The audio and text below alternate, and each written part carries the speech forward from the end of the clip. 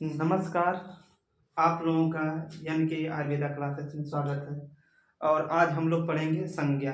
इससे पहले हम लोगों ने पढ़ा था वर्ण क्या होता है, अक्षर क्या होते हैं, ठीक है। स्वर व्यंजन के बारे में भी पढ़ लिया, ठीक। अब उसके बाद हम लोग पढ़े थे स्वर सूत्र क्या होता है, उच्चारण स्थान क्या होता है और प्रयत्न क्या होता है, ठीक है। तो सेकेंड चैप्टर आज हम लोग पढ़ेंगे, सेकेंड चैप्टर, ठीक है। और क्या पढ़ेंगे, संज्ञा। संज्ञा क्या होती है, ठीक है।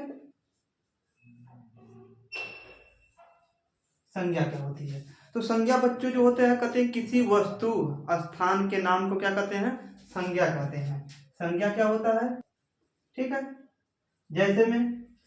जैसे में क्या हो जाएगा, जैसे हम बोल दिए श्याम, ठीक है, ठीक है, जहाज, ठीक है, गांव। तो ये जो हम नाम ले रहे हैं किसी वस्तु स्थान के नाम को ही क्या कहते हैं, संज्ञा कहते हैं। और संज्ञा जो होती है निम्न प्रकार की होती है, ठीक। अब इनके बारे में हम लोग पढ़ेंगे कि कौन कौन संज्ञा होती है। तो पहले जो संज्ञा है उसका नाम है संयोग संज्ञा। क्या है, संयोग संज्ञा। संयोग संज्ञा, ठीक है, संयोग संज्ञा पहला। तो इसमें जानते हो पेपर में पूछता क्या है, ऑप्शनल में आता है। ऑप्शन में पूछेगा कि संयोग संज्ञा जो होता है सूत्र क्या होता है, तो इसका जो सूत्र होता है, सूत्र, ठीक है, इसका मतलब इसका अर्थ क्या है यही पूछेगा कि हलो अनंतरा, ये अ होता है बच्चों, हलो अनंतरा संयोग किसका सूत्र होता है, तो संयोग संख्या का सूत्र होता है, ठीक है। संयोग संज्ञा जो होता है क्या होता है कि संयोग संज्ञा का मतलब, तो इस हलंत का मतलब क्या होता है, ठीक है, समझिए। अर्थात अर्थात क्या होता है, कहते हैं जब दो या दो से, ये हल हल प्रत्यय है, ठीक है, ये क्या है, हल अनंतरा मतलब हल प्रत्यय के बीच में क्या होता है, देख सकते हैं, जब जब, ठीक है, संयोग संज्ञा कहते हैं, संयोग संज्ञा कहते हैं, ठीक। तो संयोग संज्ञा किसे कहते हैं, तो संयोग अंतरा संयोग, ठीक है, जब दो या दो से अधिक हल मतलब व्यंजन के बीच में कोई अक्ष मतलब स्वर न हो उसे क्या कहते हैं, संयोग कहते हैं। जैसे में एग्जाम्पल दिया है, किताब का एग्जाम्पल है, क्या होता है, सिद्ध, सिद्ध, ठीक है। तो इस, अब देखिए यहाँ पर सिद्ध लिखा है, तो सिद्ध में जो ये ध है, ठीक है, ये अर्धमात्रिका, इसे हलंत लगा देंगे, ध प्लस आधा द ऐसे मिलता है तब जाके बनता है क्या, इस तरह। तो देखिए इस ध और इस द के बीच में कोई स्वर आया, नहीं आया, तो इसलिए यहाँ पर कौन सी संज्ञा है, संयोग संज्ञा है। संयोग संज्ञा कैसे पहचानेंगे, जब दो व्यंजन के बीच में, ये द भी व्यंजन है, ध भी व्यंजन है, अब हलंत लगा देते हैं, ठीक है, आधा है, इसमें कोई भी क्या हो, इसमें कोई भी स्वर नहीं है। जब अर्धमात्रिक में कोई स्वर जुड़ जाता है तो वह पूर्ण हो जाता है, लेकिन क्या है, ये अलग अलग है, रामस्य, ठीक है, ये कोई रामस्य पद दिया है, तो इसमें हमको देखना है कैसे होगा, ठीक। तो यहाँ देखिए ये वाला, ठीक, तो इसमें जो होता है आधा क्या है, स है और आधा य है, जब मिलता है तब जाके बनता है क्या, रामस्य। आई बात समझ में, ठीक है, इस तरह होता है। तो जहां पर वही बोले हैं कि जब दो व्यंजन के बीच में कोई स्वर उपस्थित ना हो तो वहां पर कौन सी संज्ञा पाई जाती है, संयोग संज्ञा पाई जाती है, ठीक है। संज्ञा किसे कहते हैं, किसी वस्तु स्थान के नाम को संज्ञा कहते हैं, जैसे श्याम राम हो गया, नदी हो गया, तालाब हो गया, ठीक है, ये सब बोल सकते हैं। और संयोग संज्ञा क्या होती है, संयोग संज्ञा का सूत्र जो होता है हलो अंतरा संयोग, जब दो या दो से अधिक व्यंजन के बीच में कोई स्वर ना हो तो उसे कहते हैं संयोग संज्ञा, ठीक है। ऐसे एग्जाम्पल करके आएगा, इस तरह की सिद्ध, रामस्य में बताइए कौन सी संज्ञा है, या इस तरह ज्यादातर बच्चों क्या आता है, ऐसे सूत्र दे देगा, हलो अंतरा, ये नहीं देगा, नहीं तो आपको पहचान है ये नहीं, बस यही दे देता हलो अंतरा, कहेगा बताओ सूत्र बताओ क्या होता है, किसका सूत्र है, तो संयोग संज्ञा का सूत्र है, ठीक है। अब इसके बाद क्या होता है कि एक होती है अनुनासिक संज्ञा। क्या होता है, मुख नासिका वचनो अनुनासिक, कह सकते हैं कि जिन वर्णों का उच्चारण कहां से हो, मुख और नासिका से होता है, वहां पर कौन सी संज्ञा पाई जाती है, क्या, अनुनासिक संज्ञा पाई जाती है, ठीक है। तो लिख सकते हैं यहाँ पर अर्थात इस सूत्र का मतलब क्या होता है, ठीक है। उच्चारण कहाँ से करते हैं, मुख और नासिका दोनों, जिन वर्णों के उच्चारण में मुख भी कार्य करे नासिका भी कार्य करे, वहां पर कौन सा होता है, अनुनासिक संज्ञा पाई जाती है। जैसे में ण य ण न म य र य व ल, ठीक है, वहां पर क्या होता है। तो इसी पल की जो है आपको ये फार्मूला याद होना चाहिए, जो सूत्र है कि मुख नासिका वचनों अनुनासिक, ठीक है, जिनका उच्चारण मुख और नासिका से होता है वहां पर कौन सी संज्ञा पाई जाती है, अनुनासिक संज्ञा पाई जाती है, ठीक है। अब इसके बाद आता है वृद्धि संज्ञा। तो वृद्धि संज्ञा का जो सूत्र होता है क्या होता है, वृद्धि वृद्धि अध्यक्ष।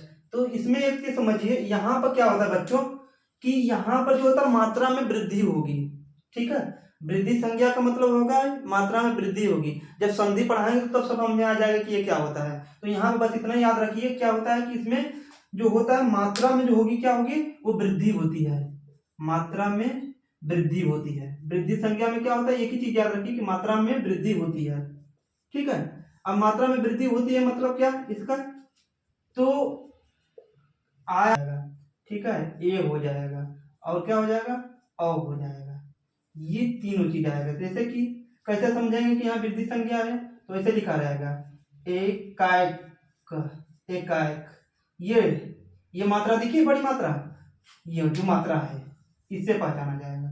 तो कहीं पर वृद्धि संज्ञा रहेगी तो वहां पर ऐसे दो खड़ी पाई, ऐसे दो मात्रा रहेगी, इसे याद कर सकते हैं। इसको इस तरह रहेगा या तो ऐसे रहेगा। तो समझ जाइएगा जहां दो चुन्नी रहे या ऐसे दो पाई रहे तो वहां वृद्धि संज्ञा होती है, ठीक है। जो बड़ी मात्रा होगी ऐसे अगर मान के चलो क्या होता है कि महो औषधि, ठीक है। तो कैसे पता नहीं पूछेगा, बताइए कौन संज्ञा इसमें, तो इससे पता चल जाएगा कि कौन सी संज्ञा यहाँ पर है, वृद्धि संज्ञा है, ठीक है, वृद्धि संज्ञा है। ये ट्रिक है बच्चों, इनको याद करने का तरीका है। वृद्धि संज्ञा में क्या होगा, हमेशा दो खड़ी पाई देखना है, क्या दो खड़ी पाई कि उसमें वृद्धि संज्ञा है कि नहीं, ठीक है। अब इसके बाद अगली जो अधे गुणा होता है, इसमें क्या होता है, इसमें मात्रा की वृद्धि नहीं है, ऐसे समझ सकते हैं। क्या होता है कि इसमें एक खड़ी पाई आ गया, अगर मान के चलिए कि आ गया, सॉरी आ गया, ए आ गया, ओ आ गया, इस तरह, ठीक है। ओ तो इसमें क्या होगा, यहाँ गुण संज्ञा होगी। जैसे अगर हम एग्जाम्पल आ जाएगा, एग्जाम्पल में क्या हो जाएगा, जैसे रमेश, ठीक है, जैसे में गणेश, ठीक, महेश। तो ये वाली जो मात्रा है, ठीक है, ये की जो मात्रा, तो वहां से समझ में आ जाएगा कौन सी संधि है, गुण संधि। और ये आपको बताएंगे कि ये कैसे हमको पहचाना कि आखिर इसी को क्यों देख रहे हैं, हम इधर क्यों नहीं देख रहे हैं, ठीक है। अभी जब हम वो पढ़ाएंगे क्या कहते हैं संधि, तो वहां समझ में आ जाएगा। बस यहाँ आप याद करिए कि अगर वृद्धि संज्ञा रहेगी, क्या वृद्धि संज्ञा, ठीक है, तो वृद्धि संज्ञा में क्या होगा, हमेशा दो खड़ी फाई से आ जाएगा, ठीक है। इस तरह की मात्रा दिखेगी तो समझ जाना क्या हो जाएगा, वृद्धि संज्ञा। अगर एक खड़ी पाई अगर ऊपर दिख रही है तो क्या हो जाएगा, एक बिंदु शून्य दिख रही है तो क्या होगा, गुण संज्ञा होगी। जैसे ये संज्ञा क्या होती है, तो उसका सूत्र जो होता है तुल्यस्य प्रयत्न संवर्ण। तुल्यस्य प्रयत्न संवर्ण का मतलब होता है कि ऐसा वर्ण, ठीक है, जिसका उच्चारण वे वर्ण, ठीक है, समझिए तुल्य से मतलब ऐसा वर्ण, ठीक है, जिनका उच्चारण कहां से कर रहे हैं, उच्चारण, ठीक है, ऐसा वर्ण, ठीक है, वर्ण जिनका उच्चारण, ठीक है, लिख सकते हैं यहाँ पर, ठीक है। तो सवर्ण संज्ञा का सूत्र क्या होगा, तुल्यस्य प्रयत्न संवर्ण। मतलब क्या होता है कि ऐसा वर्ण जिनका उच्चारण कहां से, तुल्य से मतलब तालु या कंठ, ठीक है, तुल्य से मतलब तालु और कंठ, और कहा प्रयत्न मतलब यहाँ पर होगा का अभ्यांतर प्रयत्न,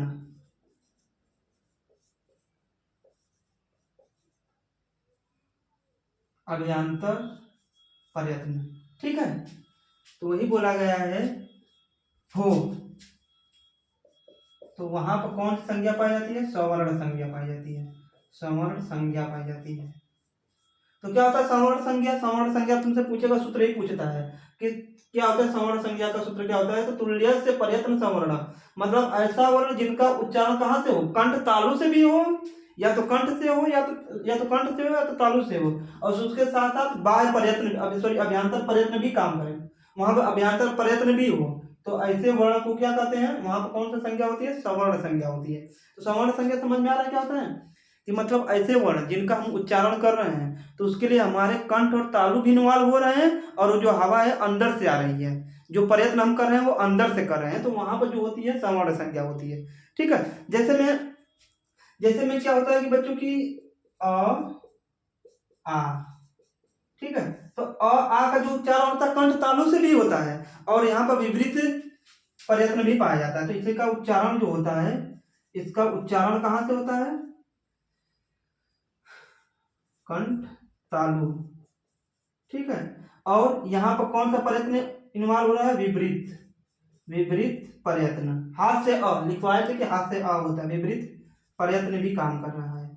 ठीक, तो ऐसे वर्ण जिनका उच्चारण तालु या तो कंठ से हो, उसके साथ अभ्यंतर प्रयत्न भी वहां भाग ले। ठीक है, ऐसे वहां जो संज्ञा उपस्थित होती है उसे क्या कहते हैं? सवर्ण संज्ञा होती है। ठीक है, जैसे में अ आ, तो इनका उच्चारण क्या होता है? कंठ तालु से भी होता है, वहां कौन सा होता है? विपरीत प्रयत्न होता है। हम बताए थे कि अभ्यंतर प्रयत्न की संख्या जो होती है कितनी होती है बच्चों? अभ्यंतर की जो होती है 5 होती है, और बाह्य प्रयत्न की संख्या कितनी होती है? तो इसका सूत्र जो होता है, लोक संज्ञा का जो सूत्र होता है, सूत्र, ठीक है, अन दर्शनम अदर्शनम लोपा। ठीक है, अदर्शनम लोपम, अर्थात ठीक है, कहते हैं कि जो दिखाई न देता, वे वर्ड जो दिखाई नहीं देता वहां पर लोप संज्ञा होती है। मतलब जो पहले था लेकिन कुछ समय बाद वो दिखाई न दे, वहां पर पाई जाती है कौन सी संज्ञा? लोप संज्ञा। अर्थात इसका मतलब क्या होता है? जो दिखाई न दे, जो दिखाई न दे। ठीक है, ये की समझिए कि जो संज्ञा है उससे केवल ऑप्शनल ही बनेगा, बहुविकल्पी ही बनेगा। 5 नंबर 10 नंबर का क्वेश्चन नहीं आएगा, तो आप लोगों को लिखने के लिए नहीं आएगा, इसमें हम बता दे रहे हैं। इसमें केवल आपको ऑप्शनल आएगा, और ऑप्शनल में ये सूत्र ही पूछेगा, अदर्शनम डाय डैश लोप, ऐसे रहेगा, अदर्शनम डाय डैश क्या है? 4 ऑप्शन दे देगा। ठीक है, तो लोप होगा। तो लोप संज्ञा क्या होती है? जो दिखाई नहीं देती है, जो दिखाई नहीं देती है वहां पर कौन सी संज्ञा होती है? लोप संज्ञा होती है। ठीक है, तो इतना बात समझ में आया क्या होता है? तो संज्ञा किसे कहते हैं? किसी वस्तु स्थान के नाम को संज्ञा कहते हैं। ठीक है, फिर संज्ञा क्या होती है? इत संज्ञा। इत संज्ञा, तो इसका जो सूत्र होता है इत संज्ञा का, ठीक है, इत संज्ञा का सूत्र जो होता है अंत्यम इत संज्ञा। ठीक है, हलंत्यम। आप आपसे पूछेगा कि बताइए क्या होता है? इत संज्ञा का जो सूत्र होता है इत संज्ञा। ठीक है, और इत संज्ञा का जो सूत्र होता है क्या होता है? हलंतम। हलंतम मतलब हल मतलब व्यंजन के जो अंत में जो वर्ण होते हैं वहां पर कौन सी संज्ञा होती है? इत संज्ञा होती है। हल मतलब व्यंजन, अंतम मतलब अंत में। जैसे महस्वर सूत्र लिखा था, तो महस्वर सूत्र में क्या था कि अयूण था, रिलिक था, अयूण था, अयोच था। ठीक है, तो अयूण, ठीक, अयूण, तो ये जो लास्ट में है जिसमें हलंत लगा होता है, ये जिसमें हलंत लगा होता है लिखा है हलंत अनंतम। ठीक है, तो जिन वर्णों में ये हलंत लगा होता है वहां पर कौन सी संज्ञा होती है? इत संज्ञा होती है। इत संज्ञा होती है। ठीक है, इत संज्ञा क्या होती है? जिन वर्णों में हलंत लगा होता है वहां पर कौन सी संज्ञा होती है? इत संज्ञा होता है। तो संहिता का जो सूत्र होता है क्या होता है? पर सन्निकर्ष संहिता। ठीक है, मतलब क्या होता है? अर्थात, अर्थात क्या होता है? अत्यंत समीप। वर्ण क्या होते हैं? अत्यंत समीप होते हैं। ठीक है, अत्यंत समीप। ठीक, तो इसको पहचानने के लिए आएगा कि संहिता कहाँ पाई जाती है। तो एक चीज आपको बताएंगे कि कहीं भी संहिता रहेगी तो उसमें क्या होता है कि जैसे इसके नाम पर सन्निकर्ष संहिता, इसमें एक आधा न एक बड़ा, ठीक है, पूरा न। तो उसी तरह क्या होगा? जो भी वर्ण होंगे उसमें एक आधा रहेगा, पूरा रहेगा। अभुदय, अभुदय, ठीक है, अभुदय हो, माधवरी हो गया, माधवरी हो गया। ठीक, तो यहां से ये जो आधा दिख रहा है, ठीक है, ये जो आधा अक्षर दिख रहा है, ये इसी की वजह से हम लोग पहचाने कि यहाँ संहिता पाई जाती है।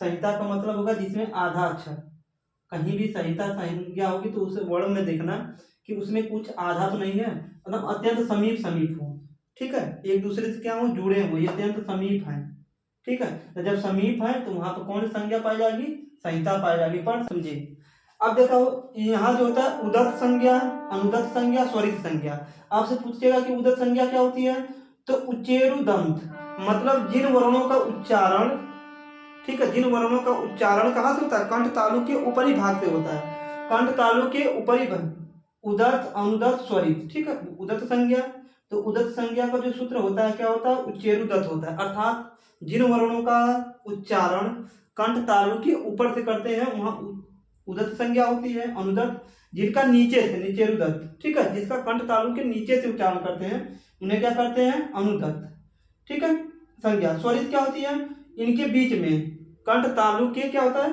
न तो ऊपर न तो नीचे, मध्य में, इनके बीच में जो होता है क्या होता है, मध्य में होता है, वहां पर कौन सी संज्ञा होती है, स्वरित संज्ञा,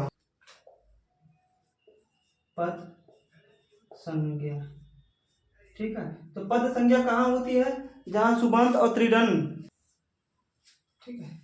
अब समझिए ये जो पद संज्ञा होती है, तो पद संज्ञा क्या होती है, पद संज्ञा में इसमें सुबंत और त्रिदंड हो। सुबंत का मतलब था सु और जस, ठीक है, त्रिदंड का मतलब त्रि प्लस जी, वहां पर पद संज्ञा पाई जाती है, ठीक है। ये आपको बस इसका ये आपको याद करना है, इसका सूत्र जो होता है ये क्या होता है, ठीक है। सुबंत किस में होता है, सु और जस में होता है, इसी को याद कर किया जाता है बच्चों, ठीक है। तो और क्या है समझिए, जो सुबंत से होता है बच्चों, सुबंत से क्या होता है कि इससे बनता है शब्द रूप, ठीक है, इससे क्या बनता है, शब्द रूप, ठीक। और त्रिदंड से क्या होता है, इससे बनता है धातु रूप, धातु रूप, ठीक है। जैसे गच्छति गच्छत गच्छन्ति, ठीक है, तो ये क्या है, रामा रामा रामा, तो ये शब्द रूप होगा, ठीक है। और ये क्या है, धातु रूप होता है। तो पद की संज्ञा क्या होती है, जहाँ सुबंत और त्रिदंड होता है।